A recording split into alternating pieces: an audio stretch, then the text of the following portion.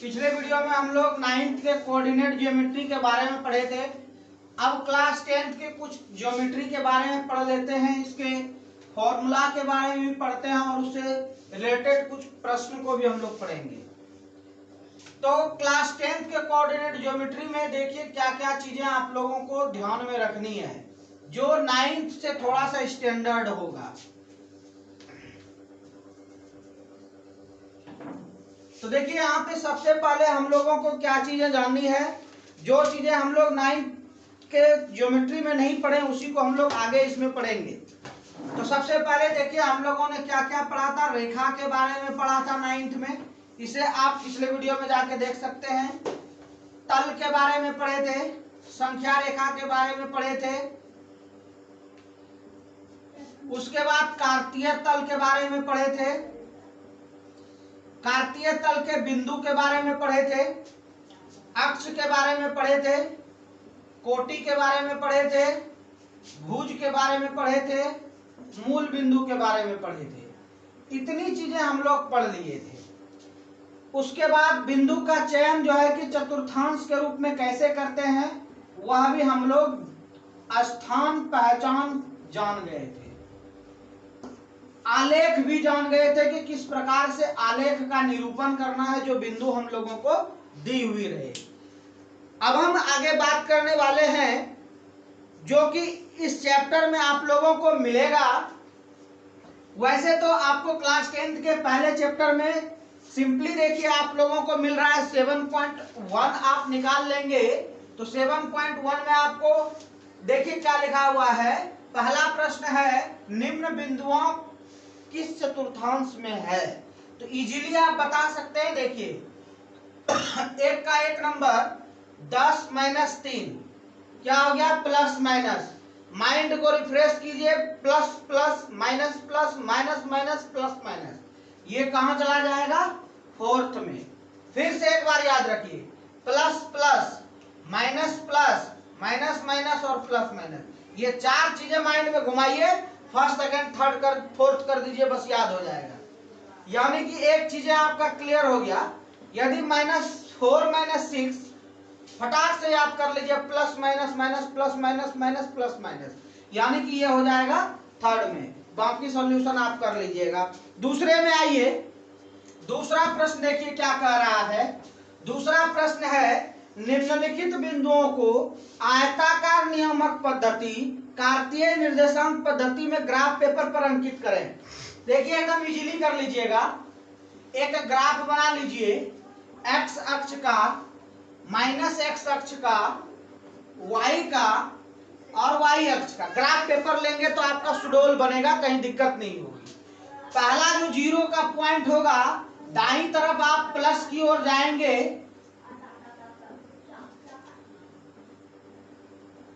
ऊपर की ओर भी प्लस की ओर जाएंगे, बाईं ओर आप माइनस की ओर जाएंगे और नीचे की ओर भी आप माइनस की ओर जाएंगे। यह हमने छोटा बड़ा जगह ले लिया क्योंकि हम लोग ग्राफ पेपर पर नहीं, एक व्हाइट बोर्ड पर इसे कर रहे हैं। अब आइए इसको क्या करते हैं। देखिए यहां पर क्या है, आपको इसका कहता है 4 5, इसको आयताकार अक्ष में लिखना है। एक बता देंगे, बाकी आप खुद से कर सकते हैं। x का 4 लेनी है। देखिए यहाँ पे 4 है, इस बिंदु को थोड़ा सा मोटा दाग कर देंगे। और y का, ये x हो गया, ये y पॉजिटिव, x भी पॉजिटिव, प्लस प्लस किस क्वाड्रेंट में होगा, फर्स्ट क्वाड्रेंट में, फर्स्ट चतुर्थांश में। y कहां पर है, यहां पर है 5।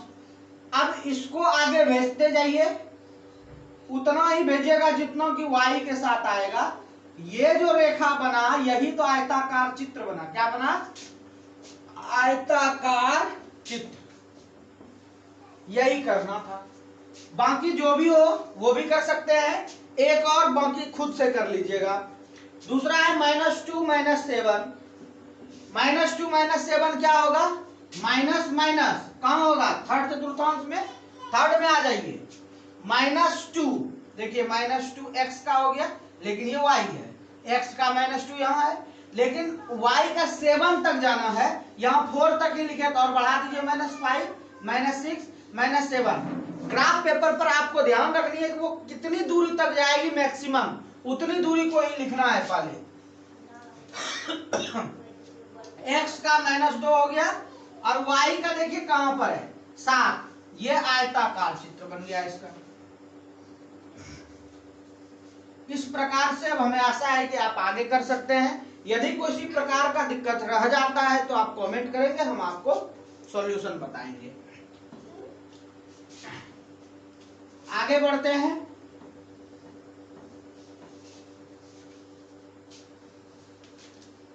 आगे देखिए 3 नंबर का है, कहता है कि y नियामक -5 है की स्थिति बताना है। ठीक है, ये स्थिति बताना है। देखिए कैसे हम लोग बताएंगे। y नियामक का मान -5 है, ग्राफ लीजिए, ग्राफ ले लिए। ये आपका y प्लस, ये y माइनस, बाकी कुछ नहीं लिखना है, नीचे खाली लिखिए -1 -2 -3 -4 और -5। ये -5, x का मान कुछ भी नहीं है, यानी कि इस जगह पर हम लोग y नियामक का मान रख देंगे। ये ग्राफ पेपर पर बता देंगे। यही हो गया।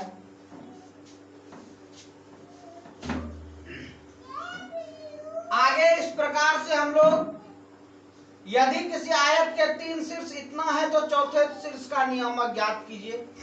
ग्राफ पेपर पर सावधानी से इसे बनाइए, आपको चौथा निर्देशांक मिल जाएगा। इस प्रकार के प्रश्न इंपॉर्टेंट होते हैं। 3/4 लिखे हुए, -2 0, 2 0 और 2 1, ये दिया हुआ है। कहता है चौथा क्या होगा ये बताना है। देखिए हम लोग ग्राफ पेपर की मदद से इसे आसानी से तैयार कर सकते हैं। देखिए एक ग्राफ बनाइए यहाँ पे, यानी एक आलेख खींचिए। x का हो गया, x डैश हो गया, y हो गया, y डैश हो गया। यहां पे क्या होगा, 0 होगा। आप भी जानते हैं, हम भी जानते हैं, सभी जानते हैं।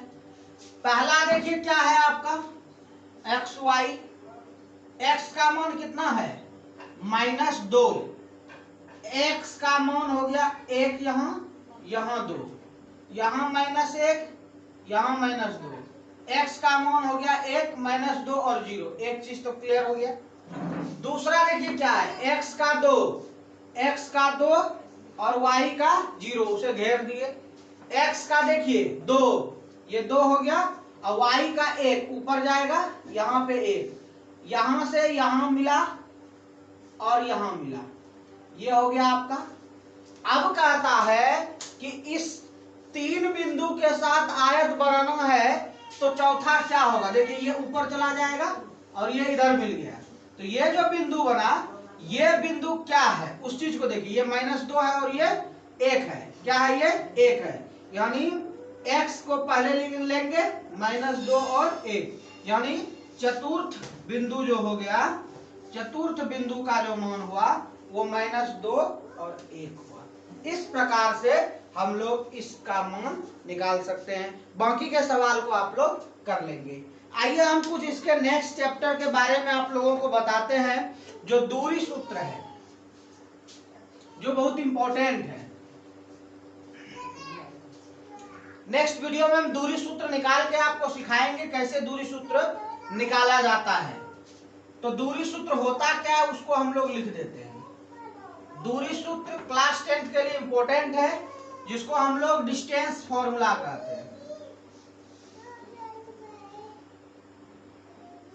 वैसे तो हम आपको डायरेक्ट यहां लिख देते हैं, x2 - x1 का whole square plus y2 - y1 का होल स्क्वायर का अंडर रूट, यही होता है आपका। अब यहां पर देखिए हम लोग एक सवाल बताते हैं, इस पर नेक्स्ट वीडियो में हम इसे सॉल्व करके भी आपको बताएंगे। जैसे देखिए एक प्रश्न है 1 number, a cos alpha coma a sin alpha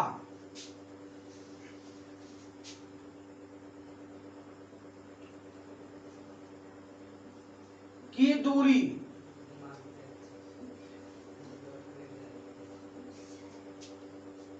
मूल बिंदु से क्या है।